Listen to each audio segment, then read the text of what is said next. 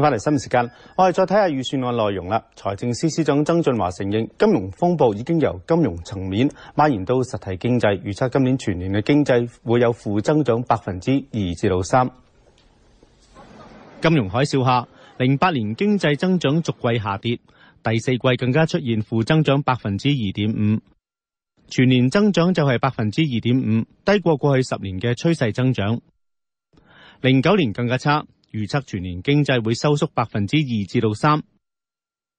赤字方面，原先預計係75億，而家修訂係49億。不過下個年度開支增加，赤字會急增到399億。通脹壓力就會減退，舊年通脹率平均係4.3%，預測今年係1.6%。預算案提出一套措施，究竟基層市民有幾多得益呢？我哋記者陳佩瑩而家喺一個公屋家庭啊，戶主有冇計過預算案幫到佢哋幾多呢？咁我而家咧就喺葵涌村張先生屋企度啦。咁頭先同佢傾過，咁發現預算案咧，咁對佢唯一幫助咧就係寬免差餉啊。咁好似而家咁啦，佢哋都有係寬免差餉㗎。咁而家咧交緊嘅租金咧就由1600幾咧減到1400幾，咁慳翻嘅錢咧就可以俾小朋友去玩啊補習咁啦。不過嚟緊張先生咧仲要面對咧可能開工不足咁同埋要減人工嘅困難啦。咁就覺得成份預算案對佢嘅幫助唔大。上次財政預算案公布有電費補貼之後，張先生一家唔用煤氣爐，改用電熱水煲水。住喺葵涌村嘅佢哋唔使交差餉，每個月慳翻大約200蚊。咁今次又受惠幾多呢？張先生一家4口月入9500蚊，唔使交稅，所以預算案提出寬免一半稅款嘅措施受惠唔到。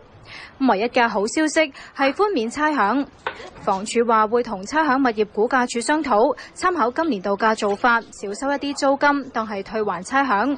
張先生估計新年度每個月可以少俾200蚊，咁兩季慳翻大約1200蚊。但張先生認為預算案對佢哋嘅實質幫助唔大。扣減稅對我哋低收入家庭唔關我哋事，根本就係我哋都唔需要交稅就係。最好嘅係當然係我哋住公屋嘅。減啲租咯，係咪先？唯一呢樣嘢可以幫助到我哋。另外，預算案提出下個月起將鄰里支援幼兒照顧計劃擴展到全港。咁張先生希望到時有人幫手照顧小朋友，咁張太就可以出去做嘢幫補下家計。咁張先生話咧，財政預算案幫到佢哋嘅人唔多啦，唯有自己開支方面咧節省一啲，譬如買餸慳啲啦，少啲出街咁。但係仔女嘅教育費咧就唔慳得啦，方費。好啊，唔該晒陳佩瑩噶。而財政司司長曾俊華啦，稍後會出席電視台聯合舉辦嘅財政預算案論壇，我哋到時咧會現場。